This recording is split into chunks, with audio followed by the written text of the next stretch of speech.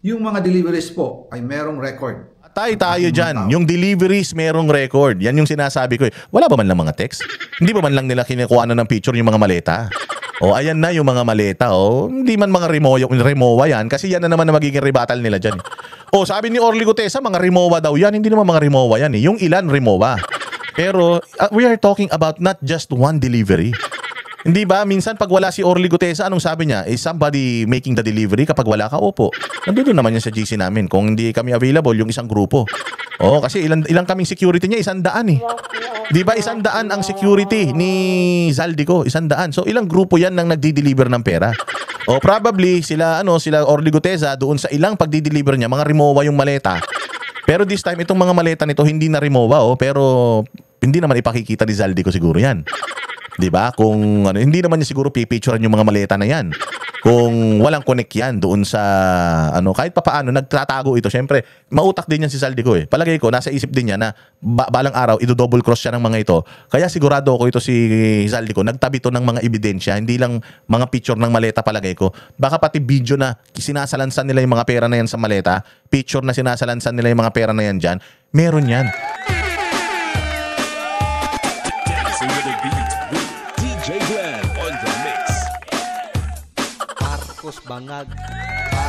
Yes, magandang araw mga bossing. Ito na naman ang inyong pinakapaboritong tagapaghatid ng peking balita sa Bayang Pilipinas through YouTube, Boss D at your service. At pasasakitin na naman natin ang mga ulo at ay balon-balunan, puso, isip at kaluluwa ng lahat ng mga salot sa lipunan.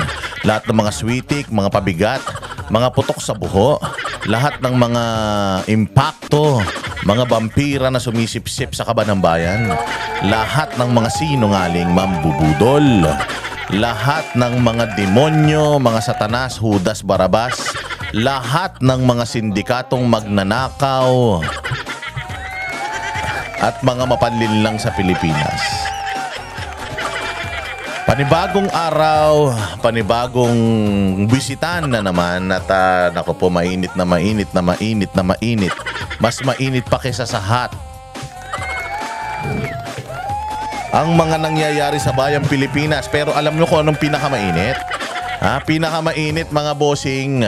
Mamaya na po ang simula pilot episode ng Vox Populi, ang boses ng bayan. Mamaya na po yan. At meron po tayong malupit na guest. Siyempre, kailangan kapag kaunang episode, kailangan umaatikabo. Matinding-matindi yung ating guest mamaya. Guest sa studio to. Malupit. Kaya manood kayo. Pero siyempre, mag-follow kayo sa YouTube channel ng Vox Populi. Siyempre, mag-follow sa mga YouTube channels ng SMNI, sa mga YouTube channels ng Banatero, si Boss Dada TV, si Banat by Coach Oli, Master Judea, Paring RJ, Jay Guevara, at si Sir Jack. Meron tayong isa pang YouTube channel. Nag-upload na po tayo ng mga videos dyan. Palalakasin na po natin yan na mas malakas pa sa strong. Ayan, ang Boss Dada 2.0. Subscribe na po kayo dyan. Like, follow, and share. Share. Ayan mga bossing, nako po, matinding-matindi itong ating pangalawang episode. Matindi, merong part 2. Ngayon natin i-discuss yung part 2 ni Zaldico. Part 2 na, ang bilis. Pucha, sabi niya, maikli na lang ang buhay ko. Maikli na lang ang buhay ko, kaya sisiguraduhin ko na habang ako humihinga, ipapanalangin ninyo na sana huling hininga ko na to. Grabe, bibigyan ko lang kayo ng rundown dito sa kanyang pangalawang video. At may part 3, yun ang pinakamaganda. Painit ng painit mga bossing. May part 1, may part 2, matindi, may part 3 na. Baka pa may part 4 pa yan. Naku po, nagiging exciting ang mga, kasi ang yabang-yabang. Ang yabang-yabang ng mga nilakson, yabang-yabang ng mga Dilawan Tae, ay yabang-yabang ni Claire Castro. At ang yabang-yabang ng mga mga defender Dating mga galit na galit kay BBM pero ngayon defender na. Nako po, mukhang malakihan to Ayan mga bossing, matindi itong pangalawa na pasabog. Siyempre, i-review muna natin yung una tapos pangalawa. Yan, para maganda, di ba? Para dire-diretso. Para talagang dire-diretso, pero ang galing nito. Inano nito, yung sa pangalawang kanyang video. Binigyan niya, di ba sinabi ko sa inyo sa vlog ko noong nakaraan na ikaw talaga, Saldi ko, sana pinatunayan mo na, pinatotohanan mo na sana yung pinatotohanan mo na sana yung mga statement ni Orly Guteza, sabi ko sa kanya. Sana pinatotohanan mo na. Walang Joe, ayun. Pinatotohanan na nga niya. Narinig, nakikinig talaga si Zaldico sa atin. Nakikinig talaga si Zaldico sa atin, mga bossing. Nung una, sinabi natin sa kanya, mag-ingat ka. Gawa ng baka sa dami ng ninakaw ninyo, papatayin ka ng mga yan. Kaya kung ako sa'yo, bago ka pa nila gawin yan, anuhin mo na.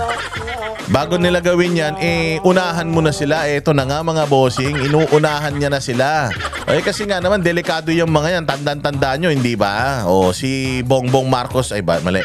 Yung tatay ni Bongbong Marcos, si Marcos Sr., ang nagpapatay, di umano, kay Ninoy Aquino dito pa mismo sa lupang Sinilangan.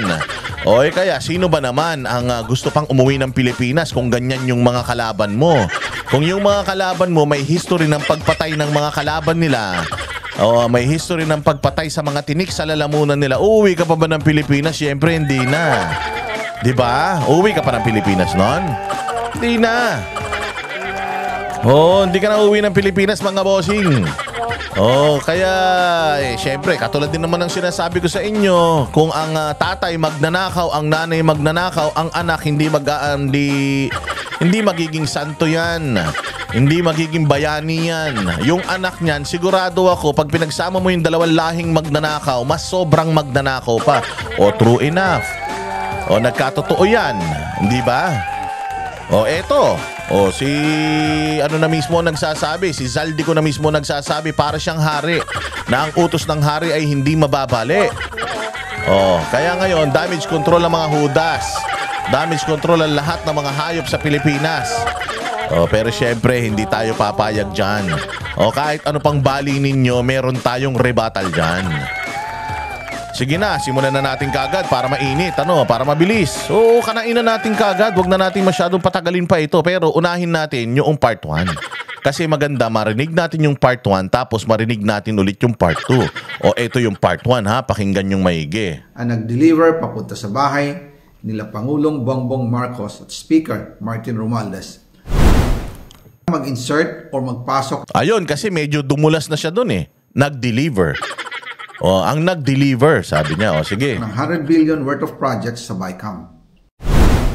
Sana po ay hindi nila ako mapatay bago ko mailabas ang lahat. Ayan. Yung kaninang sinabi niya na sa BICAM, siniksik. Meron silang kagad doon. Bakit sa BICAM pa? Bakit sa BICAM pa? Pwede naman sa may NEP. National Expenditure Program. Presidente ang gumagawa nun. Nung NEP. Yun na nga ang natin, di ba? Explanation natin doon, di ba? Kapag kayong 100 million na yon na sa insertion inilagay mo sa NEP, bloated na bloated yung NEP. Siyempre, kapag kayong NEP, meron na siya. Halimbawa, yung NEP natin, 100 billion na yung NEP. Halimbawa lang 100 billion na yung NEP, yun yung mga legal na mga proyekto mo. Kung maglalagay ka ng another 100 million para nanakawin mo, bloated na bloated, mga bossing, yung NEP, yung National Expenditure Program. Pag bloated na bloated yan, i-scrutinize yan ng mga congressman, i-scrutinize yan ng mga senador, i-scrutinize yan ng media, i-scrutinize yan ng COA. Kasi bloated na bloated. Halimbawa, kung ang dating budget, normal naman na budget NEP ng bawat presidente, 100 billion lang. Tapos bigla na dagdagan ng 100 billion pa. Tapos yung mga proyekto na doon sa 100 billion, puros mga ghost project na plano nyo pa, madali kayong mahuli. Yun versus doon sa BICAM. Diba, pinaliwanag natin yung BICAM. Ang ibig sabihin ng BICAM, Maraming mga tao ang responsable dyan. Hindi katulad ng NEP na ang responsable, solong responsable, presidente lang. Kapag dyan nakita yung perang ikinarga mo na puros mga ghost, walang ibang sisisihin kundi ikaw. O siyempre kung ikaw kawatan ng utak mo, ilalagay mo yun sa isang sisidlan na marami ang may access. Siyempre pag magsabi, may nawala dito O marami tayong gumagalaw dyan. Nandiyan dyan yung Congress, nandiyan dyan yung Senate, nandiyan dyan yung DBP. Paano na ngayon yan? So marami kayong bago mapunta sa iyo yung sisi, maraming iimbestigahan. Ganun ang ibig sabihin nun. Kaya itong mga bobo, mga inutil na nagsasabing kaya namang gawin yan nilagay ng presidente sa NEP, bakit ilalagay niya pa sa BICAM? Yung sa NEP nga, hindi niya nanakawan yun. Kaya nga niya inilagay, ininsert. Kaya nga nila ininsert. Kasi parang yan, parang thief in the night. Mga gunggong talaga kayo. Kung gusto niyo pa ipaliwanag ko mas yan, sa susunod na pagkakataon. Pinaliwanag na natin yan kahapon, panoorin niyo yung vlog ko. Nilagay natin diyan. Ito nga bibigyan ko nga kayo ng ng sample ito. Ko to. Mamaya na pala yung sample. Sige, diretso muna natin to ulit. Ginawa ko lang ang utos sa akin. Pero ngayon, handa na akong harapin ang lahat. Ginawa ang utos sa kanya. Naniniwala kayo dyan? Ako naniniwala. Bakit? Papaanong ang isang party list? Party list lang ito Party list lang ito. Wala itong distrito mga bossing. Sa totoo lang, para sa akin, ang isang party list representative, mahina. Bakit? Hindi yan ibinoto ng tao Ang ibinoto ng tao, yung party list nila. Pero yung tao mismo na unang may seat, nominee, first seat, dyan sa kanilang party list, hindi yan kilala ng mga tao. Yan si Terry Ridon, kilala nyo ba yung Judas na yan? Hindi ba binoto lang naman ng mga Pilipino yung Bicol Saro dahil dun sa pangalan na Bicol tapos dun sila nangampanya sa probinsya nila. Sa tingin mo yung Bicol Saro, mananalo yan sa Pangasinan? Mananalo yan sa Bicol. Madami ang kaya nga naging naging corruption talaga yung party list system. Kasi isang probinsya lang ang hawakan mo. Isipin mo party list ka. Kasi percentage lang ng total votes ang ang inyong paglalaban-labanan. Hindi yan paramihan ng boto. Oo, padamihan ng boto. Pero percentage lang ang makuha mo. Magkakaroon na kayo ng isang seat sa Kamara. Syempre, mangangampanya yan sa isang probinsya lang. Halimbawa, sa Laguna, merong 500,000 na boto. Sabihin natin sa Laguna, merong 1,000,000 na boto. Pag nakuha mo yung buong Laguna na yan, ikaw na ang sigurado meron na kayong seat sa Congress. Kaya ang gagawin nila, magbubuhos sila ng pondo sa isang probinsya lang. Diyan sila magbubuhos ng pondo, diyan sila magbubuhos ng programa habang eleksyon, diyan sila magbabayad ng mga tao. Kasi ang party list iniisip talaga ng mga Pilipino, wala yan. Isang boto lang yan, pwede kong ibenta yung boto ko dyan. Pero hindi ko ibibenta yung boto ko sa congressman, sa senador, sa presidente, ganun which is katangahan talaga yung yun ang katotohanan. Talagang doon lang sila naka-focus sa isang probinsya. Doon lang sila mangangampanya, doon lang sila mamimigay ng pera. Makuha mo lang isang probinsya, may isang seat ka. Ganyan ang party list system. So ito si Zaldico, party list lang ito. Napalitan nga siya Ibig sabihin, hindi siya yung katulad ng congressman ng distrito na talagang 3 taon siyang uupo. Tapos siya ang magiging boses ng distrito niya. Ngayon, ito si Zaldico, isang hindi kilalang party list. Bicol party. Di ba masyadong kilala yan? Mga kilala yan, mga ACT-CIS, di ba? Mga Akbayan, Anak Pawis, Anak Kupal. Yan yung mga Pero itong mga na to, itong mga party list na ito, paisa-isa lang ang mga seat niyan dahil nga malakas sila sa probinsya nila. At nakabuhos yung kanilang pondo sa probinsya nila, mananalo sila dun sa probinsya nila. Dahil nga Bicol, so malaki ang Bicol, nananalo sila. So yun na nga, hindi mo binoto talaga si Zaldico, hindi nga natin kilala si Zaldico. Kahit nga gaano karaming pera niyan, pag tumakbo yan ng senador, hindi mananalo yun. Baka kahit sa top 20, wala yan kahit gaano kalaki pera niya, kahit gaano kadaming perang paagusin yan, sa eleksyon, hindi mananalo yun because popularity-wise, hindi talaga siya kilala. Tapos, maniniwala kayo na siya ang solo na merong control sa budget? Katarantaduhan. Kasi pipirmahan lahat ng Speaker of the House, pipirmahan lahat ng presidenteng gago. Kaya imposible talaga, putang ina, mas malabo pa sa sabaw ng puset at mas malabo pa sa ihi ng bagong panganak yung sinasabi nila na Zaldico acted on his own. Malabo yan. Sobrang malabo. Hindi nga kaya ni Zaldico mag-conduct ng hearing. Natatandaan ninyo nung hearing ni Inday Sara, hindi nga siya ang nagsasalita kundi si Kimbo.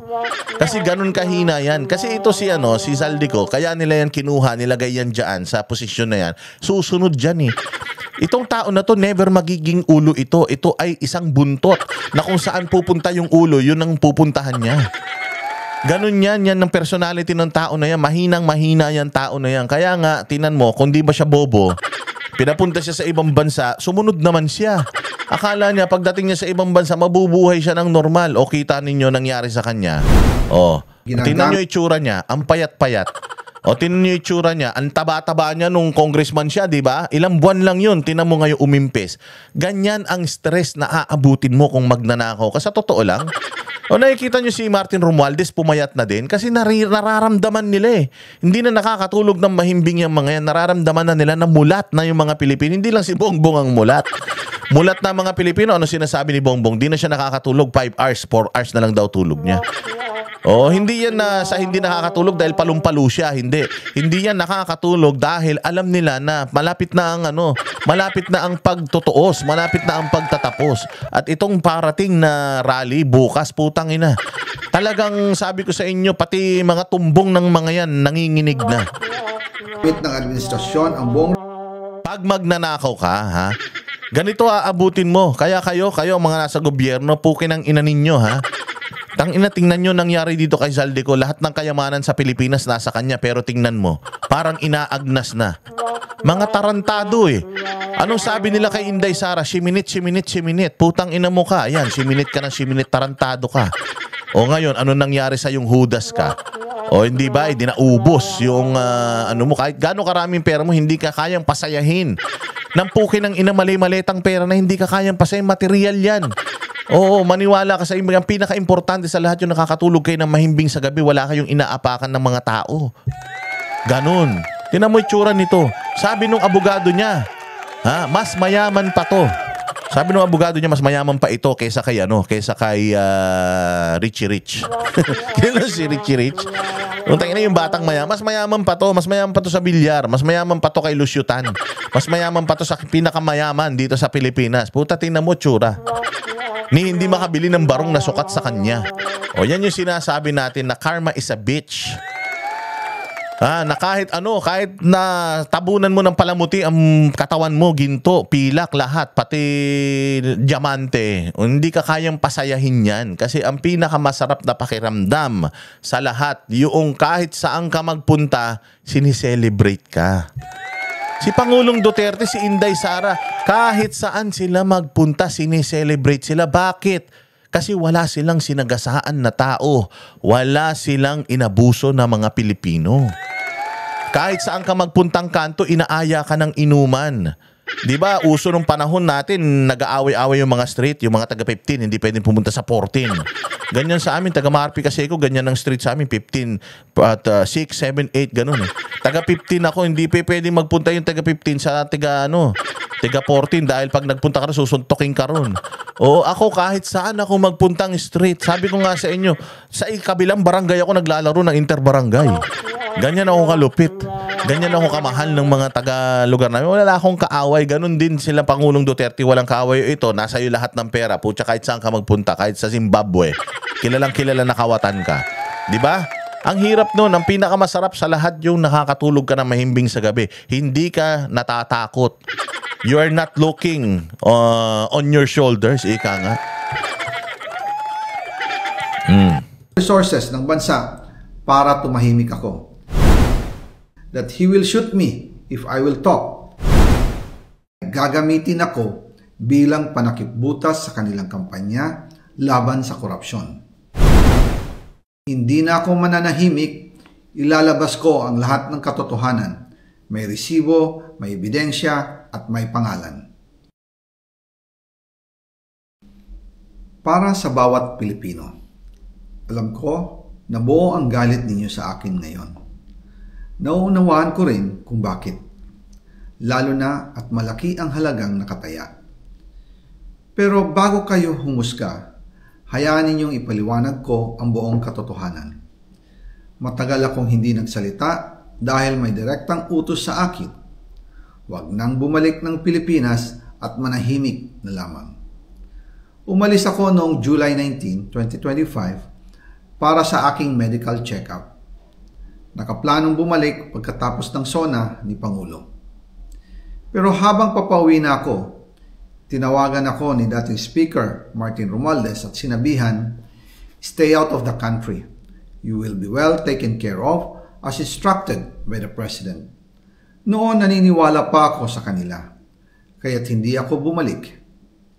Tumikom ang aking bibig, sumunod ako, pero ang hindi ko alam, ang ibig pala nilang sabihin sa aalagaan ka namin ay gagamitin ako bilang panakipbutas sa kanilang kampanya laban sa korupsyon.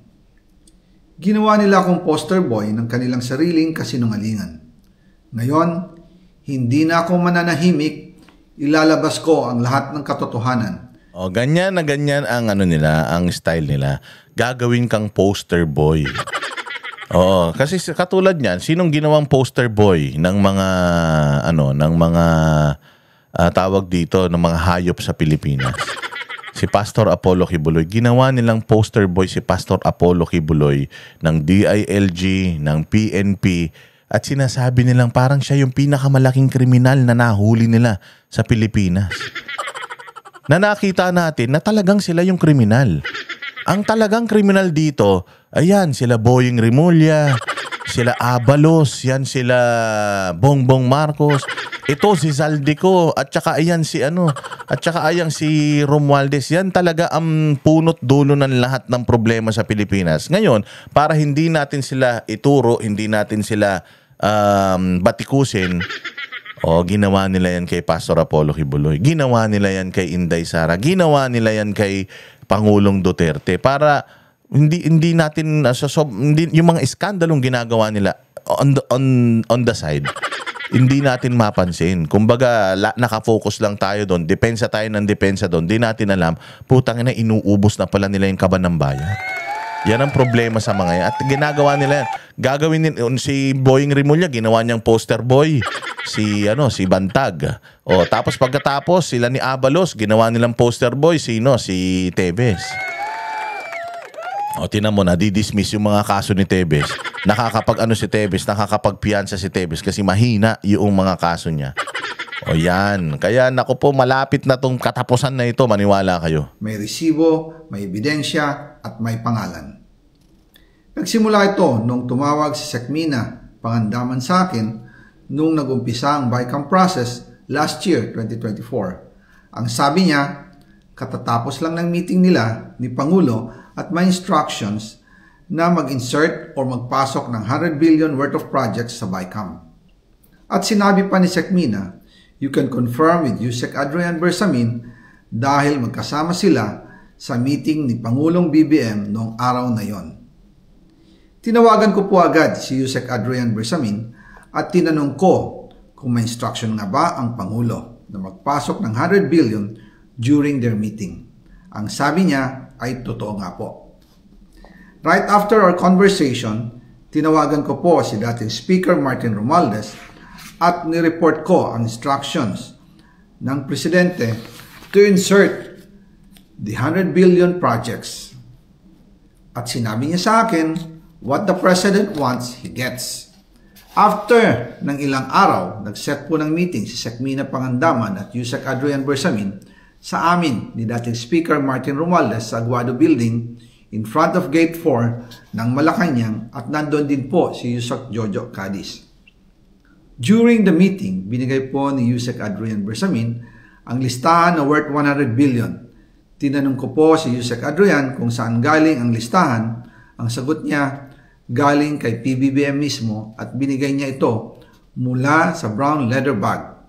Nung sinabi po ni Yusek Adrian Bersamin, yung brown leather bag, naalala ko noong nasa Singapore kami right after the elections of May 2022 sa Hilton Hotel, kami ni dating Speaker Martin and PBBM habang pauwi at pabalik ng Pilipinas, hinabol ng PSG ang brown leather bag at ang sabi ni PBBM, maiwan na lahat, wag lang ang brown leather bag. Kaya naniwala ako na utos talaga ito ng Pangulo. Pagkatapos ng ilang araw, I informed sina dating Speaker Martin Romualdez, Sekmina Pangandaman, Yusek Adrian Bersamin, and Yusek Jojo Cadiz na kung pwede 50 billion lang ang ipasok sa program funds dahil sobra ang DPWH funds versus sa DepEd. In practice, hindi pwede na mas malaki ang budget. Ayun, doon pa lang sinabi niya nga na sir, hindi pwede kasi pag naglagay tayo ng sobrang laking budget dito, masyado nilang mahahalata. Yun yung punto ron Hindi siya nagde-decline dahil ayaw niya. Pero alam nito kahit tanga to, mahahalata yan sir. Sobrang laki ng ilalagay natin. Nakalagay sa batas dapat education sector yung malaki. So yari tayo dito sir. Anong sagot sa kanya? Wala akong pakialam. Basta ibigay niyo yan. Wala akong pake. Basta gawin niyo yan. Putang ina, ganun magnanakaw yung hudas na yan. Ngayon, dyan ngayon lalabas yung sinasabi natin na bakit hindi nilagay sa NEP. Kasi nga, pag nilagay mo yan sa NEP, magiging super duper bloated yung budget ng NEP. Magiging sobrang laki nun, ko-questionin. When it's, sabi nga nila, putang, sobrang laki. But sobrang laki, mas malaki kaysa mga nakarang administrasyon. Sobra naman yan. Wala na matitira sa mga proyekto ng, ayan nga, ng mga ahensya ng gobyerno. Kasi ito, sarili mo, personal mo ito. Tsaka hindi ka magnanakaw ng ilalagay mo dun. Natural, sabi nga nila, magnanakaw ka tas ilalagay mo sa bangko. Hindi mo gagawin yan. Magnanakaw ka tas itatago mo yan. Ilalagay mo yan sa isang condominium. Kasi nga, pag nagnakaw ka ng ganun kalaki, inilagay mo sa bangko, anong sasabihin ng bangko sa'yo? Anti-Money Laundering Act, iimbestigahan ng bangko saan galing yung pera, saan damukal na yan. Kung hindi mo ma-justify yan, putya, delikado ka, pwedeng i-freeze yan ng AMLAC. Ganun yan, putang ina niyan. Tatangan ninyo, ilalagay nyo sa NEP, di sobrang dami yung pera ng NEP. Di ilalagay niya yan doon sa hindi siya masisisi.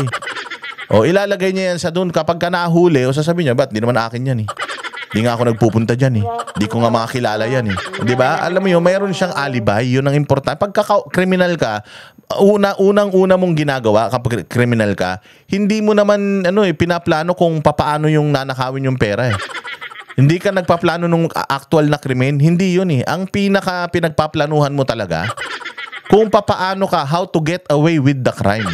How to get away with the actual, yung repercussions noong gagawin mong kahayupan. Kasi ang paggawa ng krimen, madali lang yan Pupuntahan mo yung tao, papatayin mo, saglit lang yan Pero pupuntahan mo yung, yung kahera, kukunin mo yung pera, saglit lang yan Pero yung papaano ka makakatakas, yung paano mo paplanuhin na hindi ka makikita sa CCTV. Saan yung mga CCTV dito? Saan ako dadaan palabas? Saan ako pupunta kapag nagawa ko na yung krimen? Papaano ko maiiwas na mahuli ako? Yun yung sobrang pagpaplanuhan, hindi yung actual na krimen. So ganun ang ginawa nitong mga ito, hindi nila nilagay yan doon sa NEP kasi nga doon sa NEP mahuhuli sila mabilis. Doon nila inilagay sa mas marami pang iimbestigahan. True enough, tinan mo, ninakaw yung pera, tas sinong pinagbibintangan? Iyon, siya. Yung inutusan nila, usually ganun naman Diba? Usually ganun naman. Kung sino yung inutusan mo, yun yung pinakamahina, yun talaga yung unang isasakripisyo mo. Siya yung less important sa sindikato ninyo ng DPWH kaysa edukasyon. And yung balas na 50 billion, ilagay na lang sa unprogrammed funds for the 2025 budget. Dahil Office of the President din ang nagre-release ng lahat ng unprogrammed funds. Pagkatapos ng isang araw, tinawagan ako ni Sekmina at sinabi ang mensahe ng Pangulo. Ipasok ninyo yan dahil pinangako na sa akin ni Speaker Martin yan at hindi na pwedeng baguhin. Kumbaga, ang utos ng hari hindi pwedeng mabali. Again, I informed the Speaker and asked clearance about the instructions ng Pangulo. At ang sabi niya, wala tayong magagawa. Kaya po nagtataka ako kung bakit sinasabi ni Pangulo na hindi niya makilala ang budget. Samantalang lahat na binawas at dinagdag sa mga ahensya ng gobyerno ay humihingi ng approval sa kanya si Sec Mina Pangandaman. Ayan, abangan ng part 2. Ito na. Dito na tayo sa part 2 mga bossing ha. Alam ko inaantay nyo talaga eh. Dito na tayo sa part 2. Oops! Huwag ka muna magsasalita. Ito na yung part 2 mga bossing. Dito, palapot na ng palapot. Yung sabaw. O kumbaga parang kanina, pinakukuluan lang. Ito medyo matagal nang kumulo. Lumalambot na yung karne. Tapos yung sabaw lumalapot na. Pasarap na ng pasarap yan. O ngayon, bago natin simulan yan, meron na naman bagong pinalalabas yung mga dilawang ulol. Sabi nila, ang makikinabang daw dito sa statement ni Zaldico, mga Duterte, putang ina. Hanggang ngayon, tingnan nyo na lang kasi kung ano yung sinasabi nito ni Zaldico. Iniisip na naman ng mga dilawan si Duterte. Iniisip na naman ng mga dilawan si Inday Sara. Kasi nga, posible na dahil dito sa sinabi ni Zaldico, mawala na talaga ng todo yung suporta ng mga Pilipino kay Bongbong Marcos. Pati yung mga troll niya sigurado magagalit na sa kanya. Mantakin mo magkano lang binibigay sa kanila, barya-barya. Nakita nyo naman yung mga nagkakalat na mga text messages, 10,000 para lang bugbugin nila sila Inday Sara, sila Bato de la Rosa, sila Bongo. Ganun lang natatanggap nila. Tapos yung mga amo nila, putang ina, ang tinatanggap daan-daang bilyon. Saan ka naman makakita? Kasi palagay ko, pati yung mga vlogger nila, pati yung mga binabayaran nilang mga troll, palagay ko na scam din nila. Kasi sila yung gumagawa ng dirty works, tapos putang ina, ang sarap ng buhay ng mga amo nila. So malamang sa malamang, pati yung mga vlogger nila, mga naglalagkitan, mga vlogger nila, mga mababantot, at saka mga walang mga skincare. Ayan mga yan, maniwala kayo't sa hindi mga bossing. Malamang babaliktad na din ng mga yan. Oo, sino? Sabi ko nga sa inyo, yung Boss Toyo nga, amo niyan si amo niyang Boss Toyo yung yan si Romualdez eh. Like, ina niyan. Oh, di ba? Saan nanggagaling yung mga pinang-charity ng ulol na yan? Oh, di sa inyo rin, baka nakaw yan. Baka, di ko sinasagin nakaw yan, ha? Oh, kasi nga amo niya si Romualdez, magnanakaw si Romualdez, sabi nito ni Zaldico eh. Oh. Kung amo mo si Romualdez, pinagtatanggol mo si Romualdez. Katulad yan, Jam Maligno na yan, yung putang ina niyan. Yung babaeng kahit ilang beses lagyan mo ng makeup yung mukha, putang ina, mukhang inaagnas na. Oh, tingnan mo yung mga tao na yan. Yan sila Jesus Falsis na yan. Oo, Jesus Feces. Tangina, pangalan pa lang tae na eh. Oh, yung mga yan. Yung mga yan, sa tingin mo yung mga yan, hindi kinakargahan yung mga bibig niya ng pera? O balita ko, sabi nga nila, yun daw Jam Maligno. 600K per maputang ina. I-English ka lang ng may accent na wala naman laman. Tapos babayaran mo 600. Saan galing yung binabayad na 600,000 per month dyan? O, hindi ba? Sa inyo rin, sa mga ninanakaw sa inyo, tapos sinusuportahan nyo mga yan. Pati yung mga yan, soon enough, mawawala na rin yung mga yan at mababaliktad din yung mga yan. Ang makikinabang daw, mga Duterte dito, putyang inan yan.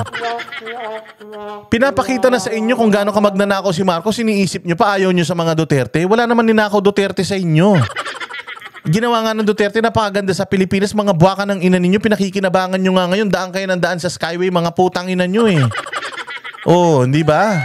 Kakapal ng mga pagmumukha ninyo. Wala kayong nakikitang mali sa mga Duterte.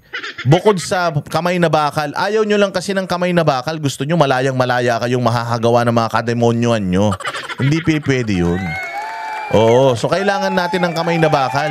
So kung ang magbebenepisyo dito, si Inday Sara, dahil magiging presidente siya, sa tingin mo kung ako ang vice president?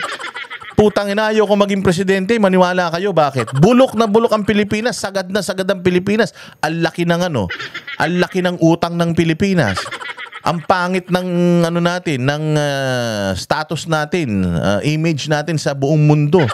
Putsang ina, pag aatin ka ng mga ng mga Asi-Asian na yan, mga APEC na yan, pinagchichismisan ka dahil ina, ito yung papalit oh.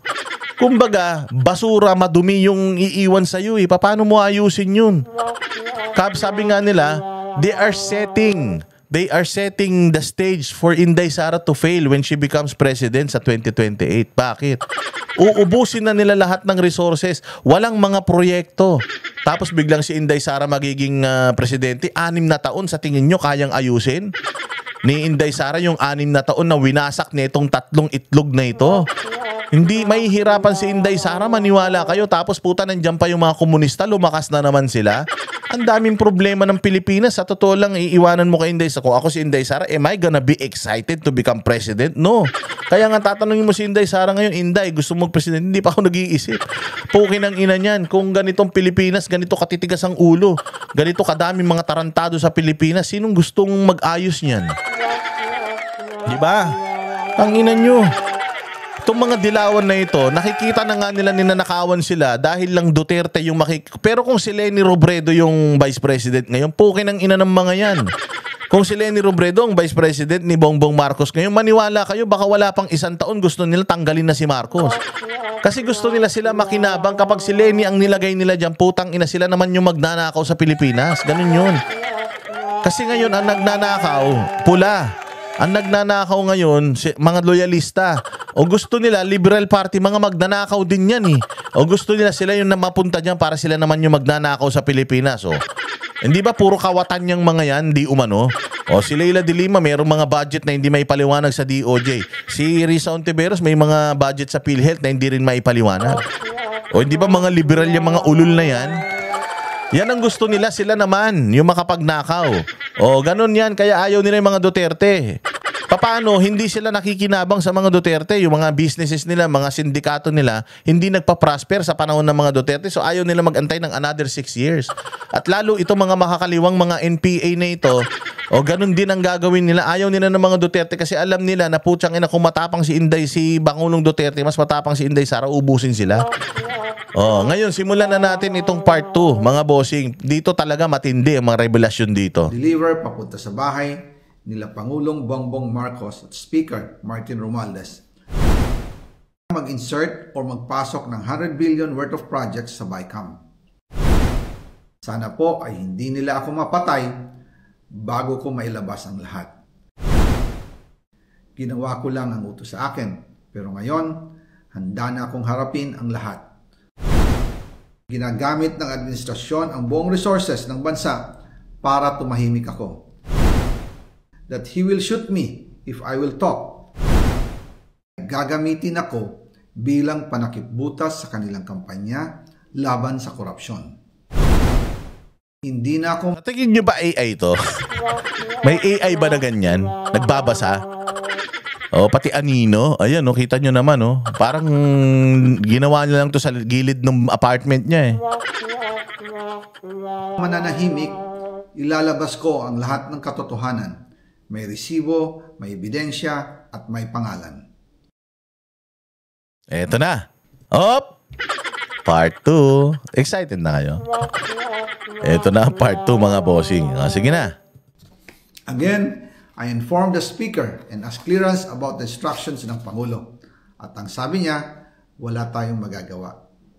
Kaya po nagtataka ako kung bakit sinasabi ni Pangulo na hindi niya makilala ang budget.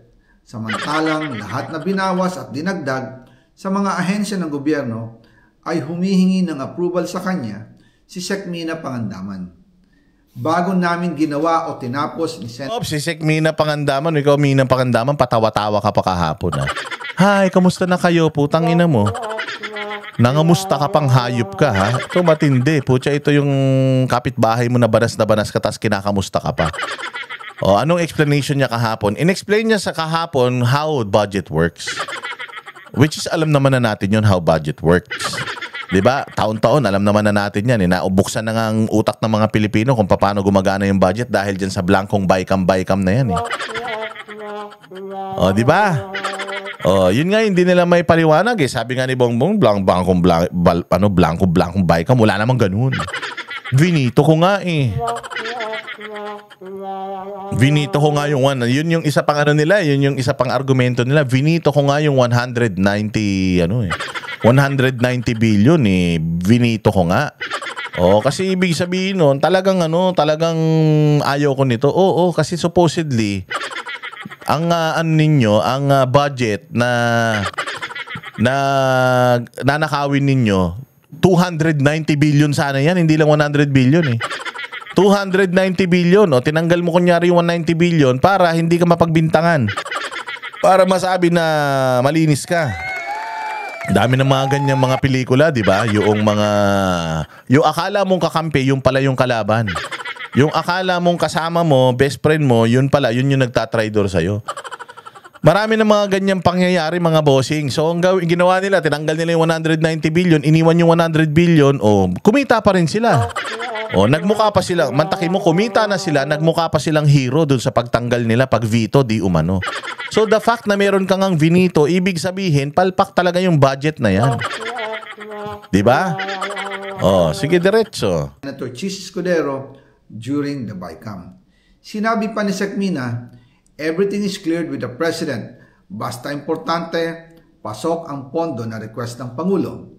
The following day, sinabi ni Sekmina, approve na si Presidente BBM sa lahat na binawasan na ahensya. Masaya na ang Pangulo dahil naipasok ang gusto niyang 100 billion insertion. Saya. Masaya na Pangulo, party-party na naman sila. Inuman session na naman yan. Oo, hit-hitan session na naman. Ang saya-saya nila, di ba? Ang sinasabi ko sa inyo Wala pong perang napunta sa akin.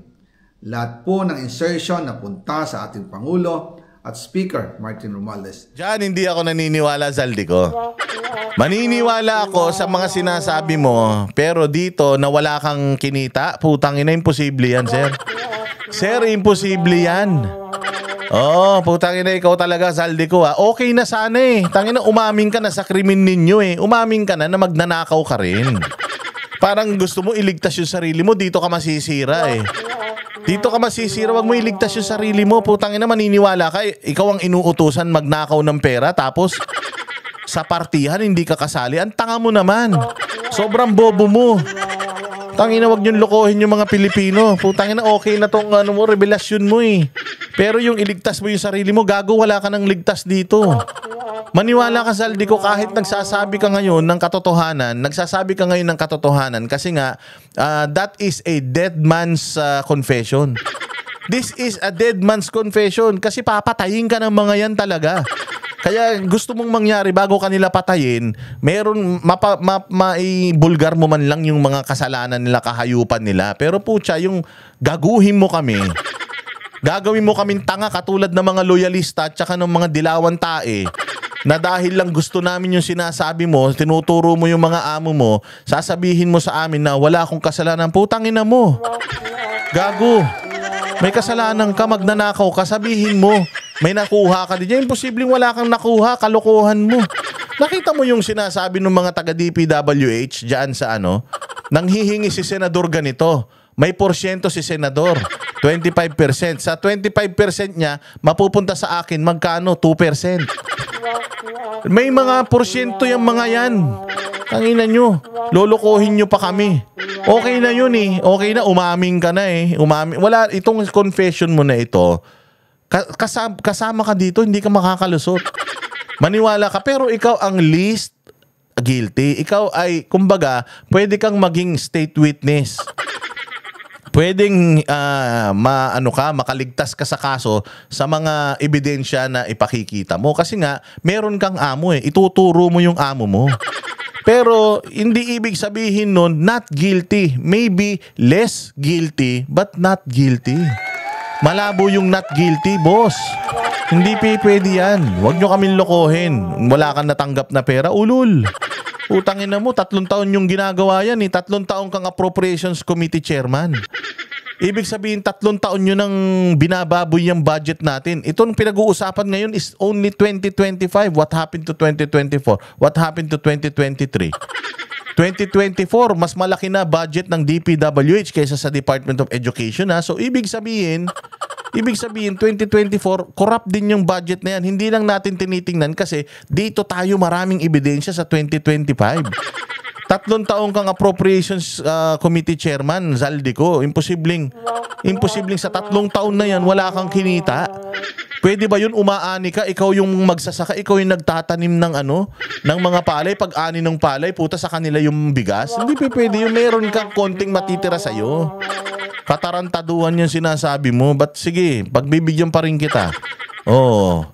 Ako lang at ang aking mga tao, sila Paul Estrada, Mark Tiksay, at ang aking mga security ang nag-deliver papunta sa bahay nila Pangulong Bongbong Marcos at Speaker Martin Romualdez sa North Forbes Park, South Forbes Park, hanggang sa Malacanang. Nako, ito na yung exciting part. So dito ngayon papasok yung kay Orly Guteza. Kasi sigurado ako si Orly Guteza walang walang connection dito kay Zaldico. Kasi ito bibigyan ko kayo ng isang chismis na hindi kumpirmado, wag niyo akong i-quote.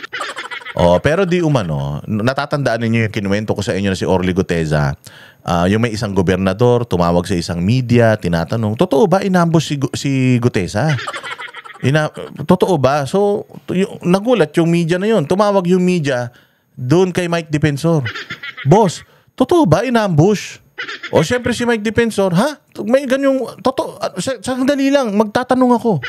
Syempre si Mike Defensor, nagtanong-tanong na hanggang sa matuntun niya itong mga nagkakanlong kay Orly. Tapos sabi, sir, confirmed po na someone tried to ambush or assassinate ito si Orly Guteza. Nahuli namin, sir. Nahuli namin. Tapos, ang ikinanta nung tao na nahuli namin, ito si Zaldico. So, ito chismis lang to, chismis lang to. Narinig ko lang din to. Hindi to totoo, hindi to kumpirmado. Pero, since narinig ko, sasabihin ko na din. Pero wag niyong paniwalaan, ha? Sinasabi ko na wag niyong paniwalaan, ha? Pero narinig ko lang to. Total, tayo lang naman nagkukwentuhan, eh. Na meron daw silang nahuli na supposedly mag-assassinate or napag-utusan na hitman na trabahuin si Guteza. Tapos, ang nag-utos daw ito. So, gusto nga nito ipapatay si Guteza, eh. Kung totoo yung balita na yun, ha? Kung totoo yung kwento-kwento na yan, yung chismis na yan, kung totoo yan, ha? So lumalabas nga gustong nito. Tingnan mo, hindi lumabas yan sa media. Because they're controlling the situation. Nagpakalat na nga ng tao ito para kanain niyang Guteza. Kaya lang siguro talagang na-realize nito ni Zaldico na, teka putyang ina, ako yung gumagawa ng paraan para patahimikin ko yung mga testigo na ang itinuturo sila. Tapos pag napatahimik ko yan, di putang ina, wala nang magsasalita tungkol sa kanila. Ako na naman may kasalanan. Kasi yung ibang mga testigo, ako din ang tinuturo, eh. Yung si Toby Chanko, ako tinuturo, eh. Si Ombudsman, ako tinuturo. Lahat, ako na tinuturo, eh. Kasi kung ipapapatay ko to si Orly, wala nang magtuturo sa kanila. Si Orly na nga lang nagtuturo sa kanila, papapatay ko pa. Siguro talagang maraming realization. Siguro, he came up to his senses. Itong si Zaldico, siguro sa tagal niyang di natutulog, kakaisip na, teka, putyang ina, parang hindi na yata nila ako tinutulungan, ha. Parang bantay sa lakay na yata itong mga to, ha. Putya, papatayin na ako ng mga to. Kaya ngayon, ito gumawa na siya ng video. Ngayon, pinatunayan ngayon nito ni Zaldico na kahit walang notaryo, yung statement ni Orly Guteza, totoo. Kami nung mga tao ko, at saka nila Orly, nagdi-deliver lang kami ng pera. Wala akong natanggap, ha, ulul. Sinabi na ni Orly na sa ilang maleta, yung konti natitira sa'yo. Maaaring hindi ikaw yung may pinakamalaking share, pero may part nung maleta na yun na dinideliver nyo, iniiwan sa'yo. Siguro kung mga 19 na maleta yan, baka isang maleta sa'yo dyan. So ganun kalaki, imposible naman gagawa ka ng bagay na wala ka man lang pakinabang. Imposible yan, sir. Mabait kang kaibigan, naniniwala ako, pero sigurado ako hindi ka tanga na kaibigan, negosyante ka, eh. Kaya ka nga yumaman sa negosyo mo dahil mautak ka, eh. So imposible gagawa ka ng krimen tapos sila lang makikinabang. I don't think so. Huwag mo na iligtas yung sarili mo dito, Zaldico, wala ka ng takas dito. Visit ka. So eto, pinatotohanan niya yung kay Orly Guteza. Yun ang pinakamagandang plot twist talaga dito. Ngayon, matataranta na to sila Lacson. Putang ina, patay tayo nito. Kasi inaantay nila yung part 2, eh, di ba? Sige, ito na yung part 2. Yung mga deliveries po ay merong record. Patay tayo dyan. Yung deliveries merong record. Yan yung sinasabi ko, eh. Wala ba man lang mga text? Hindi ba man lang nila kinukuha na ng picture yung mga maleta? Ayan na yung mga maleta, Hindi man mga remowa yan kasi yan na naman na magiging rebuttal nila dyan. O sabi ni Orly Gutesa, mga Rimowa daw yan. Hindi naman mga Rimowa yan eh. Yung ilan Rimowa. Pero we are talking about not just one delivery. Hindi ba? Minsan pag wala si Orly Gutesa, anong sabi niya? Is somebody making the delivery kapag wala ka? Opo. Nandun naman yan sa GC namin. Kung hindi kami available, yung isang grupo. Kasi ilang kaming security niya, 100 eh. Di ba 100 ang security ni Zaldico? 100. So ilang grupo yan nang nagdi-deliver ng pera? Probably sila Orly Gutesa doon sa ilang pagdi-deliver niya, mga Rimowa yung maleta. Pero this time itong mga maleta nito hindi na Rimowa pero hindi naman ipakikita ni Zaldico siguro yan. 'Di ba? Kung hindi naman niya siguro pipicturean yung mga maleta na yan. Kung walang connect yan doon sa kahit papaano nagtatago ito. Syempre, mautak din yan si Zaldico eh. Palagay ko nasa isip din niya na balang araw ido-double cross siya ng mga ito. Kaya sigurado ako ito si Zaldico nagtabi to ng mga ebidensya, hindi lang mga picture ng maleta palagay ko. Baka pati video na sinasalansan nila yung mga pera na yan sa maleta, picture na sinasalansan nila yung mga pera na yan dyan. Meron yan. Meron yan. Hamunin nyo ng hamunin si Zaldico, putang ina nyo, tinan nyo lalabas lahat ng baho nyo. Pero ito, meron siyang ebidensya mga bossing, galing to mismo sa kanya, naghahanap kayo ebidensya, di ba? Ayan Si Orly Gutesa wala siyang picture. Hindi natin alam kung wala talaga o may tinatago rin siya. Pero ito na, pinatunayan na ni Zaldico na yung sinasabi ni Orly Gutesa totoo. Ito, yung mga maleta, tingnan nyo. Totoo po yung sinasabi niya. Ayan na yung mga maleta. Ito, Rimowa na to. Ganyan. Rimowa na yan. Kaya lang, iba na kulay. Kasi iba-iba ang kulay ng Rimowa eh. Merong tanso. Karamihan ng Rimowa, yung classic is yung parang mukhang aluminum. Pero ito, yung print nitong maleta na to, looks like a Rimowa maleta to. But irrelevant na yung brand ng maleta. Irrelevant na yung brand ng maleta. Makikita mo dito, ayan, may mga post ito, nakikita mo sa ibabaw, may mga nakadikit. Ayan na. So, talagang kumpirmado yung sinasabi nito ni Orly Gutesa na nagdi-deliver sila ng mali-maleta na pera. Ayan na yun. Orly Gutesa na nag-deliver siya sa Forbes Park. Totoo din po ang sinasabi ni Orly Gutesa na nag-deliver siya sa Malacanang. Nag-deliver si Orly Gutesa sa may Aguado. Di ba yung Aguado, mayroong bahay daw si Romualdez doon. Tapos doon sa Aguado may gate papunta na Malacanang. So totoo yung sinasabi ni Orly Gutesa. Naman nagsabi Si Zaldico na nagsabi na totoo yung sinasabi ni Orly Gutesa, totoo yung sinasabi nag-deliver siya. Galing na ito mismo sa amo ni Gutesa. Kasi noon dinideny nila yan eh, di ba? Dinideny nila yan. Ang dami nilang mga kung ano-anong pautot. Ngayon lumabas na. Galing mismo kay Zaldico, totoo yun. Nung siya ay nasa Senado, para mapatunayan ang mga litrato na deliveries, ay lalabas ko po together with this video.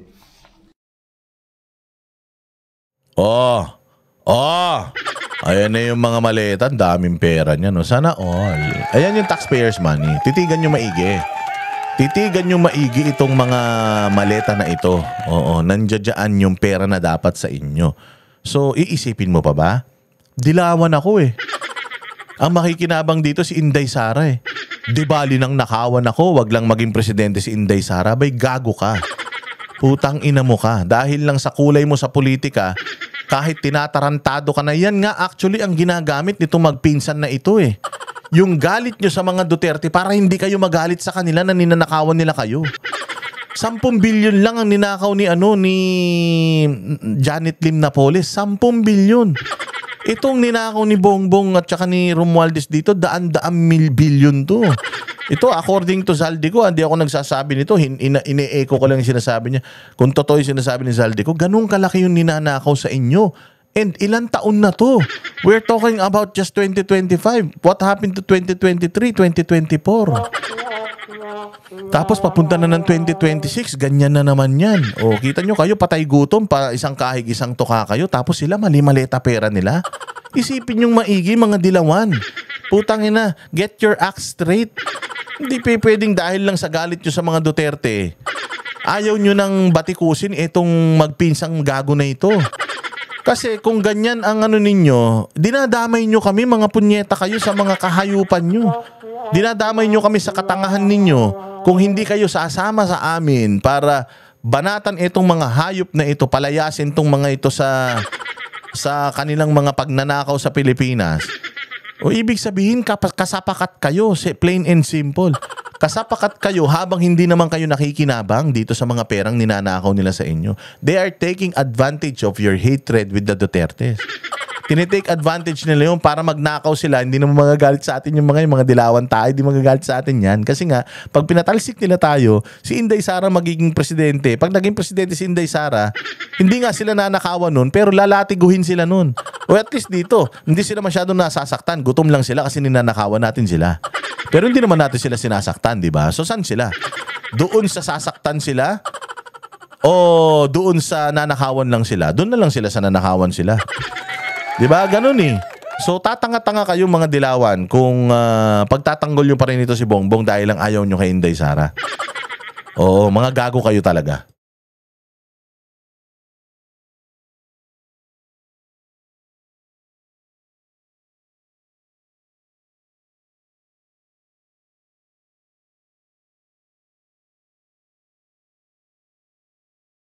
Dami oh. Putsangin. Ayan, ang dami oh. Oh, pakita mo nga, Zaldi ko yung kotse mo na yan. Oh, para maniwala sila lalo na totoo yan. Puto, saan ka makakita, magta-travel ka, ganyan karami maleta mo. After po ng approval ng budget sa General Appropriations Act of 2025, nagtanong po ako sa DPWH kung magkano ang kailangan na ibigay sa Office of the President o ang SOP na bigayan. Ang sinagot sa akin ay 25%. Ang ibig sabihin nito, 25% ng 100 billion ang SOP na kailangan ibigay kay BBM mismo. In total, 25 billion ang napunta kay Pangulong Bongbong Marcos. Kaya ngayon, again the 100 billion is the insertion. Okay, marami kasi maghahati-hati ron. Kung ghost project yon, marami maghahati-hati doon. May pera doon yung contractor, may pera doon yung district engineer, may pera doon yung DPWH secretary. So marami maghahati. Tapos hahatian pa yan si Romualdez. Hahatian pa si Zaldico. So 25% yung napunta sa kanya. So 75% paghahati-hatian yan ng siguro 25 sa kanya, 25 din kay Romualdez. 25%, so may 50% na lang na paghahati-hatian lahat. Siguro kay Zaldico diyan mga 10%. Tapos syempre yung other 40% paghahati-hatian na yan doon sa ibaba para hindi na sumabog itong issue na ito. Lahat yan babayaran niya. Kaya hindi ako naniniwala walang kinita dito si Zaldico. Malabo yan. O tanga lang ang maniniwala diyan. Hindi porket naniniwala kami sa sinasabi mo tungkol sa sa mga amo mo, maniniwala na kami diyan. Maaring sinasabi niya hindi, pag nagsinungaling siya sa isa, sinungaling siya sa lahat. Hindi rin. Hindi rin. Maaring nagsisinungaling siya para iligtas niya yung sarili niya, pero yung mga sinasabi niya iba totoo. Oo. Pero kung ako sa Zaldico, sabihin mo na rin kasi, hindi, ganito yung mga kinita ko rito. Tapos ang kinita nila ganito. Wag mong ililigtas yung sarili mo, Zaldico. Para kang tanga. Gagawin mo kaming dilawan hindi naman kami mga DDS kami, matatalino kami. Ay hinahamon ko si Ombudsman Remulla kung seryoso talaga siya sa mga sinasabi niya sa kanyang press release na idadamay niya pati si Martin Romualdez kung magbibigay ako ng ebidensya. Patunayan niya ngayon ang pronouncement niya. Imbestigahan niya ang Fraternity Brad at ang kanyang kaibigan. Kaya naman pala Brad pala sa fraternity, ito si Romualdez. Tingnan mo, hindi natin alam ha. Kabrad pala nito Kabrad pala ni Boying, ito si Romualdez sa fraternity. Kaya naman pala may connect. Kaya naman pala panay ang ligtas nito ni Boying sa kabrad niya. Kaya naman pala nilalaglag nito ni Boying ito si Zaldico, baka hindi niya kabrad. Ngayon imbestigahan mo yung kabrad mo kung totoo. Ikaw naglilihim ka. Kabrad mo pala yan, hudas ka. Si Speaker Martin Romualdez, kung talagang tutupad siya sa tungkulin niya. Imbestigahan din niya si President Bongbong Marcos. Sabi nga ni BBM nung SONA, let's do it right at mahiya naman kayo, hindi po ba? Nananawagan din po ako sa Senado na imbestigahan ang 100 billion insertion ni Presidente. Alam ko po na hindi gagawin ni Ombudsman Remulla ang hamon ko. Pero magaling ang Senado sa investigasyon at ako ay naniniwala na dahil sa kanila, lalabas ang katotohanan. O, tingnan mo, Lacson. Ikaw yung may hawak ng Blue Ribbon Committee. Tinitira mo ito si Zaldico. Naniniwala pala siya sa kapasidad mo. Tarantado ka din eh. Pakinggan ninyo itong sinasabi niya, tapos imbestigahan ninyo yung 100 million insertion. Binigay na nila yung listahan ng 100 billion pala. 100 billion insertions, ibinigay na nila yung listahan sa inyo. Silipin nyo na lang yun. Saan napunta yung 100 billion na yun? Ano yung mga proyekto na yun? Yun yung puntahan nyo, ICI. Hoy Magalong, Punye Maskal, laki ng tenga mo. Sana naririnig mo to, sa laki ng tenga mo. Dapat naririnig mo to, ha? Walang obstruction. O talagang kailangan imbestigahan niyo yung 100 billion insertion, saan napunta yan? O at puntahan niyo isa-isa yan, may proyekto ba yan? O kasi sinabi na mismo ni Zaldico na itong mga listahan na ito, diyan ko inilagay.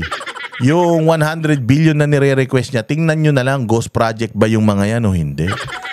Kasi kung may 25 billion na napupunta sa 100 billion na yan kay Bongbong Marcos at may napupunta kay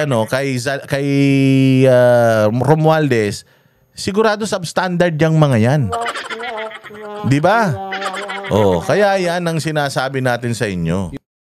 Yan, so abangan ang part 3. Opo. Matindi ito. At araw-araw natin, mukhang araw-araw na maglalabas ito si Zaldico ng kanyang mga revelasyon, at araw-araw palagi ko magpapakita ito ng mga ebidensya. Ito ang totoong nagsasalita na may ebidensya. Maaaring gusto niyang iligtas yung sarili niya kasi nga demonyo pa rin yan. Utak niyan kriminal pa rin. Kaya talagang ililigtas niya yung sarili niya. Pero doon sa part na yon, hindi kami papayag. Maaring dyan kami papayag or dyan namin pakikinggan yung mga ebidensya mo laban dito sa mga magnanakaw sa Pilipinas, na mga nasa gobyerno, doon kami. Pero kasama ka doon, sir. Kung ako sa'yo, aamin ako. Zaldico, alam ko napapanood mo to eh. Kasi alam ko nakikinig ka naman sa amin eh. Umamin ka na kasi ikaw naman ang least. Kumbaga, masarap naman na yung mga buhay nyo. Gumawa kayo ng kasalanan tapos gusto nyo, quits na. Porket nagsalita ka, quits na. Hindi yun ganon. It doesn't work that way. Kung ikaw ay isang kriminal at nabuhay ka ng isang kriminal, itatrato ka bilang isang kriminal. Yun yung dapat mong pagsisihan at pwede ka pang magbago, sir. Ngayon, kung ikaw ay magiging isang state witness dito because you are the least guilty, naniniwala kami, you are the least guilty dito sa pagnanakaw na ito. But you are not free from yung mga consequences na mga ginawa niyong pagnanakaw. Least guilty, yes. But not guilty. No, we are not gonna buy that. Kahit na maganda sinasabi mo dito, we're not that stupid para pumayag kami dyan sa mga pautot mo na wala akong natanggap dyan sa 100 billion na yan. Ang nakatanggap sila lang, nek-nek mo. O dyan masisira yung kredibilidad nung confession mo kapag ka nagsinungaling ka. O so wag ka na magsinungaling, sir. O magkita-kita tayo ulit sa susunod na vlog. Maraming salamat po. Marami pa tayong pag-uusapan sa susunod part 3. Abangan natin.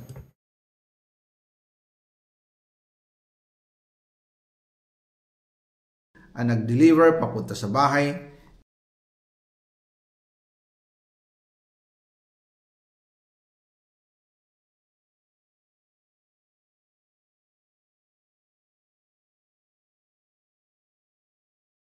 kami ang boses ng masa, hindi natatakot. Katotohanan lang, di kami nalulunod. Walang bahid ng sismis, lahat ay totoo. Kahit sino ka pa, pag mali ka babanatan ka. Walang pinipili kulay, wala kaming kinikilingan. Basta para sa bayan, kami lalaban. Pagdama palakpakan, pag mali banatan. Di matitinag, di matatakot, para sa bayan tuloy ang sigaw. Sa harap ng kamera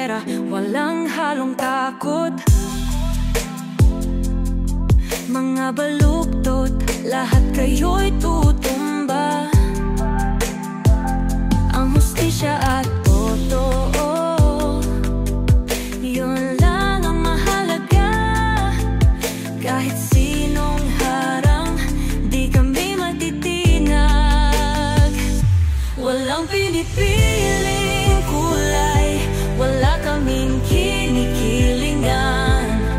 Basta para sa bayan, kami lalaban. Pag tama palakpakan, pag mali banatan. Di matitinag, di matatakot, para sa bayan tuloy ang sigaw.